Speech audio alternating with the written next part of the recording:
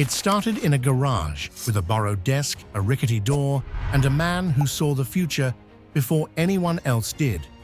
In a time when the internet was just a curiosity, he envisioned a global marketplace that never slept. People laughed, they doubted, but he kept going. And today, his vision touches nearly every life on Earth. This is the story of a man who risked everything to follow a dream no one else could see clearly. A man who walked away from a cushy Wall Street career to chase the wild frontier of cyberspace. In the mid-1990s, the internet was in its infancy, full of unknowns. But to Jeff Bezos, it was a once-in-a-lifetime opportunity.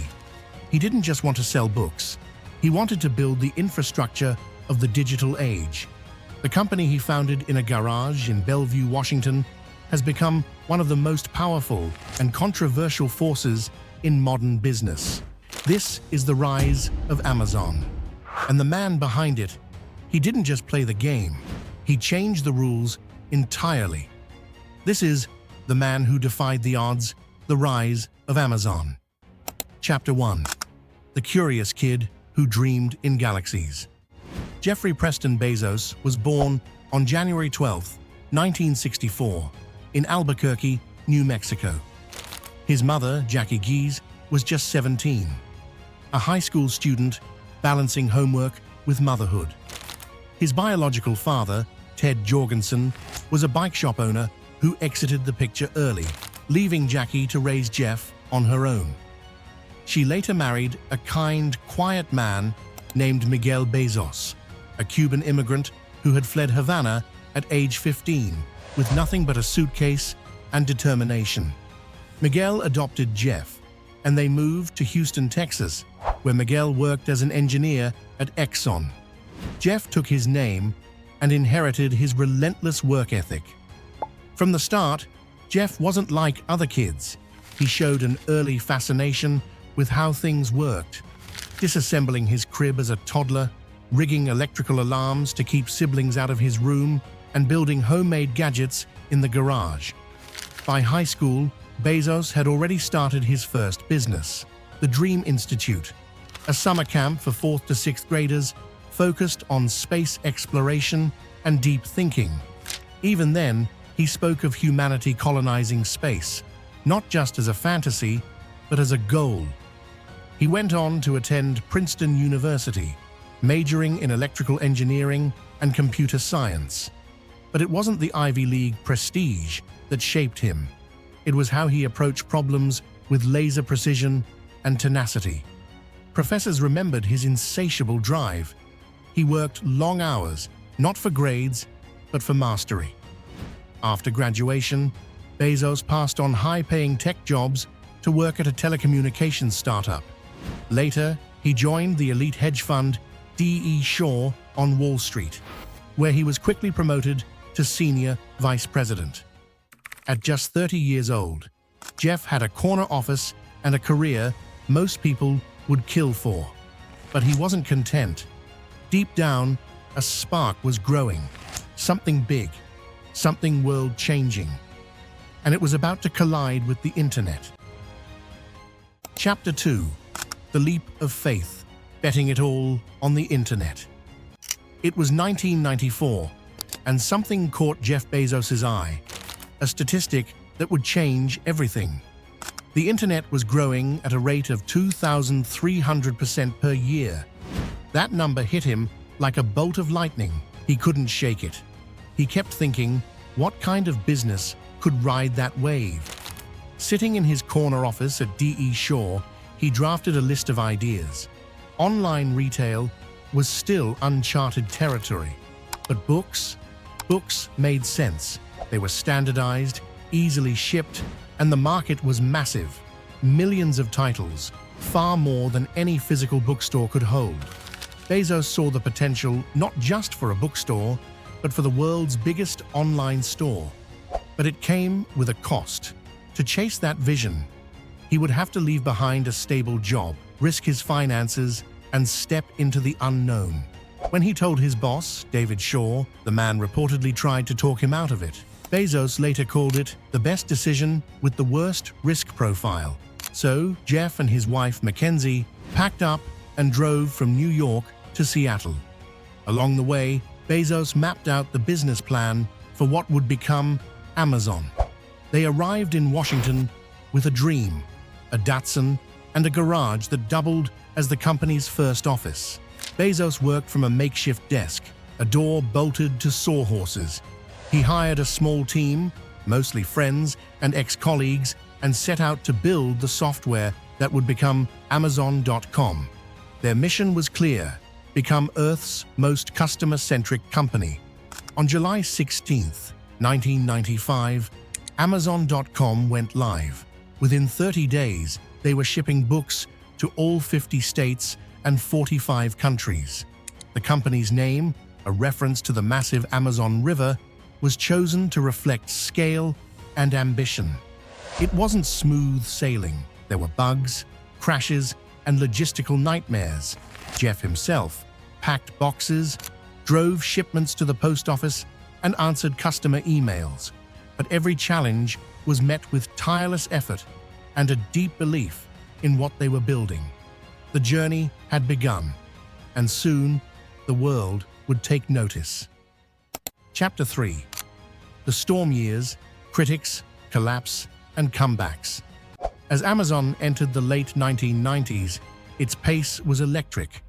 From a humble start as an online bookstore, the company had already expanded into music and video and was gearing up for more.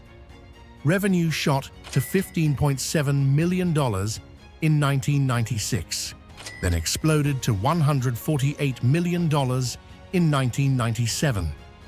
That same year, Amazon went public, raising $54 million. The IPO brought buzz, but also a tidal wave of scrutiny. The skeptics were loud. Analysts questioned whether anyone could make real money selling products online. Brick-and-mortar giants like Barnes and Noble were still dominant, and Amazon had never turned a profit. But Bezos had no intention of playing it safe. He reinvested nearly every dollar back into the business, building warehouses, hiring staff, enhancing the website's infrastructure. He wanted scale, he wanted speed, and he was ready to sacrifice short-term gains to get there. Then, in 2000, disaster struck. The dot-com bubble burst. Within months, the exuberant tech market imploded. The Nasdaq plummeted, venture capital dried up, and dot-com darlings began to collapse. Amazon's stock cratered from $107 to under $10. Overnight, Jeff Bezos went from visionary genius to punchline. The media was brutal. Pundits labeled the company Amazon.bomb. Some predicted total collapse within months. Inside Amazon's walls, fear was real, but Bezos didn't blink. He made ruthless decisions. Over 1,300 employees were laid off. Dozens of initiatives were shelved. Frugality became a mantra. Managers scoured spreadsheets, trimming every non-essential cost. At one point, employees were asked to use door desks again, a return to the same makeshift furniture Bezos had used in the garage. But out of the rubble came innovation. Bezos launched Amazon Marketplace, a bold new platform that allowed third-party sellers to list products alongside Amazon's own inventory. Critics scoffed. Why would Amazon promote competitors? But Bezos saw the future. More sellers meant more selection. More selection meant more customers. And more customers meant domination. It worked. Even while slashing costs, Bezos never compromised on customer experience. He pushed for faster shipping, easier returns, and relentless efficiency. His obsession with customer satisfaction became the company's backbone. Internally, Amazon was becoming something unique and controversial. The culture was intense. Data ruled every decision. Employees were expected to operate with high standards and brutal efficiency. Meetings were famously tough. Disagreements were encouraged, but only if backed by numbers. Turnover was high. Burnout was common. But the survivors emerged sharper and stronger. By 2003, Amazon did what many thought impossible. It posted a profit, not a big one, just $5 million on $1.5 billion in sales. But it was proof. They weren't just surviving. They were pivoting, evolving, preparing for the next leap. Jeff Bezos had taken Amazon to the brink and pulled it back stronger than ever. Chapter 4. Building the Future. After surviving the dot-com crash, Bezos wasn't content with stability. He wanted transformation. And that meant betting big again. In 2002, Amazon quietly launched something radical. Amazon Web Services, AWS. It didn't sell books, DVDs, or toys. It sold cloud computing power, servers, storage, and databases on demand. To most, it was a head-scratcher. Why would a retail company build IT infrastructure? But Bezos had seen something others hadn't: the inefficiency in how tech companies built and managed servers. AWS would solve that problem. At first, it was a side project, but soon, companies like Netflix, Airbnb, and NASA were running on Amazon's cloud. By the 2010s, AWS became the backbone of the internet and a financial powerhouse. Today, it generates billions in profit and essentially funds Amazon's other bold ventures. But innovation didn't stop at cloud computing. In 2007, Amazon introduced the Kindle, a sleek, portable e-reader. It was Bezos's dream to make every book ever written available in 60 seconds or less. The Kindle wasn't just a new gadget, it was a declaration that Amazon wasn't bound to the physical. The company was ready to disrupt publishing itself. The Kindle was a smash hit. It upended the book industry, forcing publishers to rethink pricing, distribution, and digital rights. Critics accused Amazon of monopolizing the market. Readers, however, embraced it. For the first time, they could carry thousands of books in their hands. Then came Prime. Amazon Prime started as a simple free shipping membership, but over time, it became a gateway to everything: faster delivery, music streaming, video content, exclusive deals. It transformed customer behavior. People didn't just shop on Amazon, they lived on it. Prime created loyalty and drove frequency, and in doing so, it raised the bar for the entire retail industry. More innovations followed: Alexa and Echo smart speakers, Amazon Go cashierless stores, drone delivery pilots, and even ventures into healthcare and grocery with the acquisition of Whole Foods in 2017. Each move pushed the boundaries of what people thought an online store could be. These weren't random experiments. They were part of Bezos's long-term vision: to build a company so deeply embedded in people's lives that it became invisible, effortless, automatic. At every turn, Bezos was thinking 5 steps ahead. And more importantly, he was willing to fail publicly, repeatedly, and boldly, just to find the one idea that would change everything. Amazon was no longer just a retailer. It was a tech titan, a data empire, and an innovation machine. Chapter 5. Crowned King of Commerce. By the mid-2010s, Amazon had evolved into something unimaginable. What started as a humble online bookstore now touched nearly every corner of commerce, technology, and daily life. Amazon was no longer just a company, it was an ecosystem. The numbers told the story.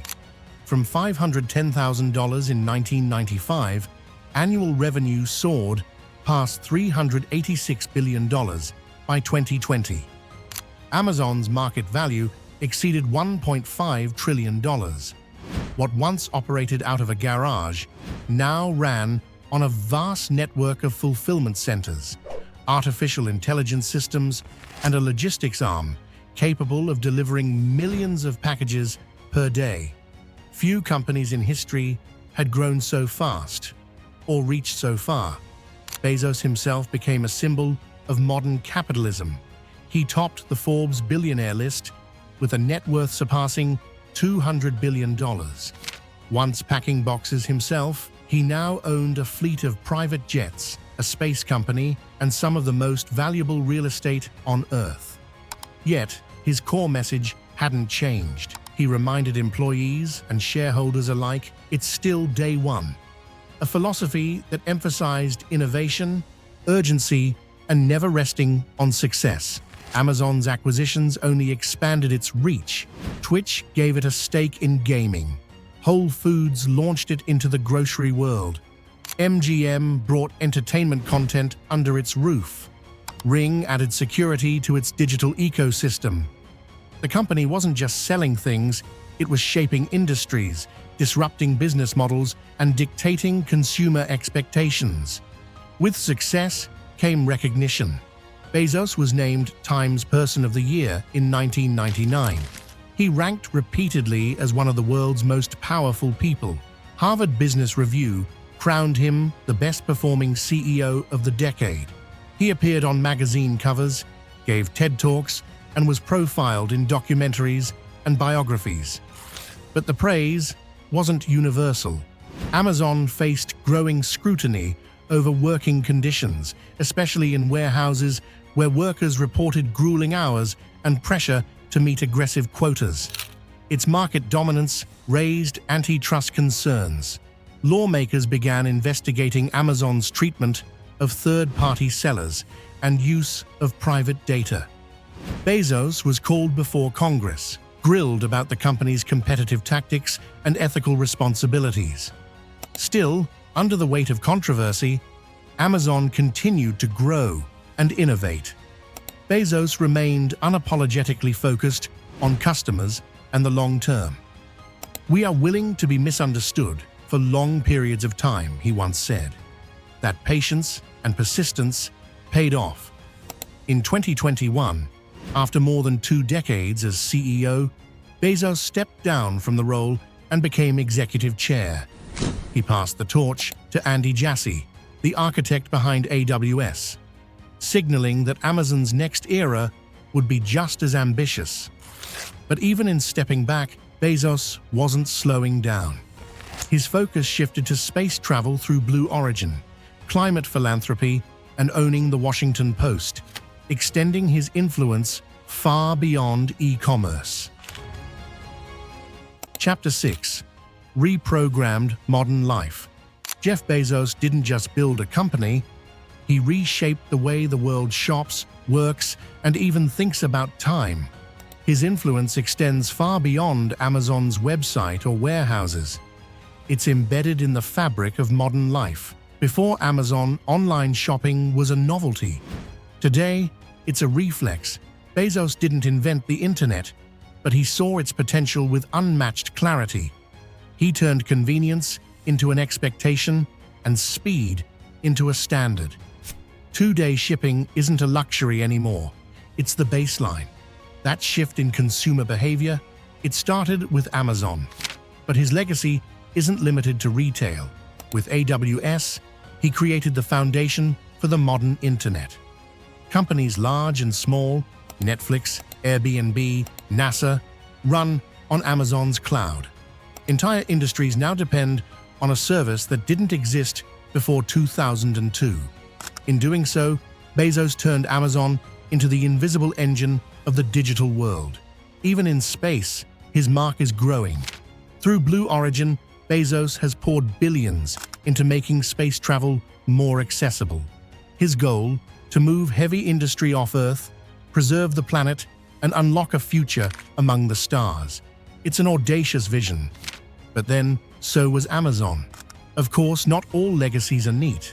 Critics argue Amazon has fueled inequality, squeezed workers, and wielded too much power. The company's data practices, labor policies, and market dominance remain hotly debated. Still, there's no denying the scale of impact.